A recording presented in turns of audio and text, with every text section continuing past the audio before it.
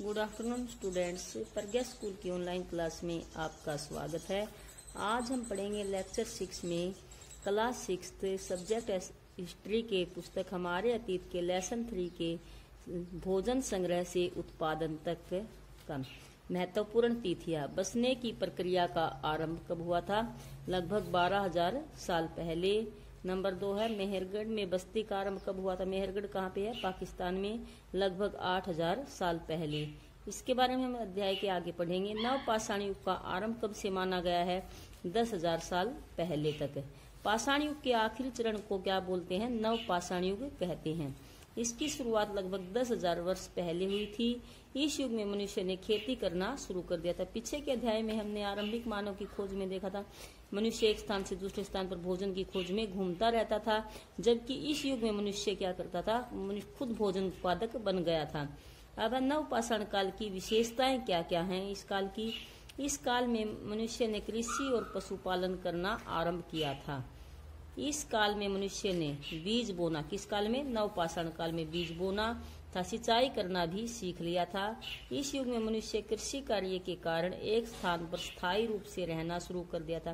खेती के कार्यों के लिए क्या है? एक जगह पर कई दिन तक रुकना पड़ता है, जैसे बीज बोने के लिए, सिंचाई करने के लिए, खरपतवार हटाने के लिए, फसल पकने तक, तैयार होने तक मनुष्य क्या है, इस वजह से एक स्थान पर स्थायी रूप से बसना शुरू कर दिया था। इसके बाद है इस काल में कृषक जो किसान और पशुपालक एक साथ एक स्थान पर छोटी छोटी बस्तियां बनाकर रहने लगे। इसके बाद है परिवार के समूह ने जनजाति को जन्म दिया। जो परिवार बन गए थे, उनके जो समूह थे, परिवारों के जो समूह थे, वो क्या बन गई थी? कि जनजाति। इस प्रकार छोटी छोटी जनजातियां बनने लगी थी। जनजाति के सदस्य को आयु, बुद्धिमत्ता, जैसे जिसकी जितनी बड़ी आयु है, जितना ज्यादा बुद्धिमान होगा, उस आधार पर, और जो शारीरिक बल है उस आधार पर उन्हें काम दिया जाता था। जैसे जितना ज्यादा बड़ी आयु है, बुद्धिमान है, वो जनजाति का मुखिया बना दिया जाता था, और जो शारीरिक बल में जो सही है उस व्यक्ति को जनजाति के रखवाले आदि का काम दिया जाता था। 7वीं विशेषता है नवपाषाण काल में जनजातियों की अपनी संस्कृति और परंपराएं होती थी। भाषा, संगीत, चित्रकारी आदि से इनकी संस्कृति का हमें ज्ञान होता है। नवपाषाण काल में लोग प्रकृति की पूजा करते थे, जैसे जल है, सूर्य, आकाश, पृथ्वी और गाय की पूजा विशेष रूप से करते थे। इस काल में मिट्टी के बर्तन कई स्थानों से प्राप्त हुए हैं। इन बर्तनों पर रंग लगाकर और चित्र बनाकर इन्हें आकर्षित करने के प्रयास किए गए हैं। जैसे आज के जमाने में भी आप देखते हो मिट्टी के घड़ों पर डिजाइन आदि बने होते हैं जो इन्हें क्या है, आकर्षित बनाते हैं। तो उस टाइम में भी क्या था, जो मिट्टी के घड़े वगैरह थे उन पर भी चित्रकारी आदि की गई होती थी, रंग आदि लगाकर या चित्र बनाकर। अब विभिन्न प्रकार के भोजन उस टाइम के। हमें अपने भोजन का अधिकांश हिस्सा उगाई गई फसलों और पाले गए पशुओं से मिलता है। जैसे हम गेहूं, अनाज वगैरह ये खाते हैं, तो ये कहाँ पे उगता है? जमीन से उगाई गई फसलों से। और जो घी, दूध, लस्सी वगैरह ये कहाँ से मिलता है? हमें पशुओं से मिलता है। हम जानते हैं कि भिन्न भिन्न फसलों को उगाने के लिए भिन्न यानी अलग जलवायु की आवश्यकता पड़ती है। जैसे आपने देखा होगा कि गेहूं व सरसों सर्दियों में उगाई जाती है, जबकि अब गर्मियों में कपास, जवार, बाजरा इस तरह की फसलें उगाई जाएंगी। अब आगे देखते हैं। और पानी भी जैसे अलग अलग फसलों के लिए अलग अलग जरूरतें पड़ती है। जैसे कपास है, गेहूं, जो इनके लिए ज्यादा पानी की जरूरत नहीं पड़ती, जबकि चावल के लिए क्या है, अधिक पानी की जरूरत पड़ती है। जैसे धान की खेती में गेहूं व जौ की खेती की तुलना में ज्यादा पानी की जरूरत पड़ती है। इसलिए हम देखते हैं कि किसान जो होते हैं विशेष फसल विशेष क्षेत्रों में ही उगाते हैं। किसी विशेष क्षेत्र में ही कोई विशेष फसल पैदा होती है। यही कारण है कि जहाँ पे पानी अच्छा है, पानी की सुविधा ज्यादा है, सिंचाई की सुविधा, मिट्टी वगैरह अच्छी है, वहां पर क्या है, चावल, धान ये होते हैं। जहाँ पे कम पानी है, जैसे राजस्थानी इलाकों में आप देखते होंगे बाजरा वगैरह ही या कुछ ही फसलें उत्पन्न होती है, जबकि है आपके हरियाणा है, पंजाब है, उत्तर प्रदेश है, यहाँ पे क्या है, गेहूं वगैरह, जो चावल, ये फसलें विशेष तौर पर उगाई जाती हैं। अब खेती और पशुपालन की शुरुआत कैसे हुई? पिछले अध्याय में हमने पढ़ा कि दुनिया की जलवायु हमेशा से ही बदलती रही। देखा था ना आपने, 12,000 साल पहले पृथ्वी की जलवायु में क्या हुआ था, परिवर्तन हुआ था और घास वाले मैदानों का विकास हुआ था।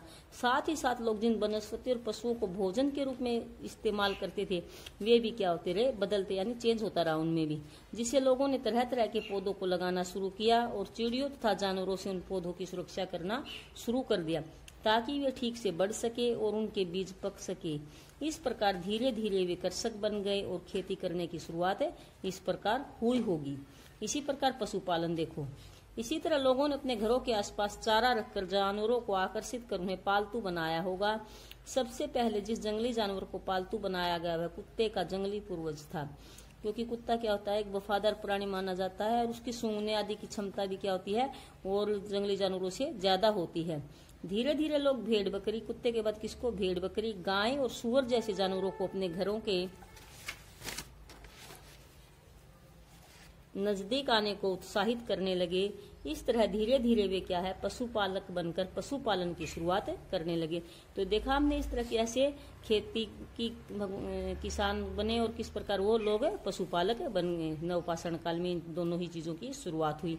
अब आप होमवर्क नोट करोगे। आपका पहला क्वेश्चन है, खेती करने वाले लोग एक ही स्थान पर लंबे समय तक क्यों रहते थे, क्यों रहना पड़ता था उनको एक ही स्थान तक? तो इसके निम्न कारण है, निम्नलिखित कारण है जिसकी वजह से इनको रहना पड़ता था एक ही जगह पर। पहला कारण है भूमि को कृषि योग्य बनाने के लिए। पहले क्या करते हैं, आप देखते होगे, आप भी अपने खेतों में पहले खेती को क्या है, अच्छी तरह जमीन को सुधारा जाता है, उसके बाद ही उसमें बीज आदि बोए जाते हैं। दूसरा क्या है, बीजों को बोने के लिए। तीसरा, जब फसल कुछ बड़ी हो जाती है तो आप खेतों में देखते हो खरपतवार, जो फालतू के जो पौधे होते हैं उनको हटाया जाता है ना, तो खरपतवार हटाने के लिए। चौथा क्या है, फसलों की जानवरों और पशुओं से देखभाल करने के लिए। और लास्ट में क्या करते हो, फसल को काटने था निकालने के लिए। तो इतने सारे जो कार्य हैं ये, इन सभी कार्यों को करने के लिए क्या है, एक लंबे समय की जरूरत पड़ती है। इसलिए खेती करने वाले लोग क्या है, एक स्थान पर लंबे समय तक बसते थे। दूसरा क्वेश्चन है, मनुष्य ने सबसे पहले किस जंगली जानवर को पालतू बनाया था? अभी पीछे पढ़ा हमने, किसको बनाया था, कुत्ते को।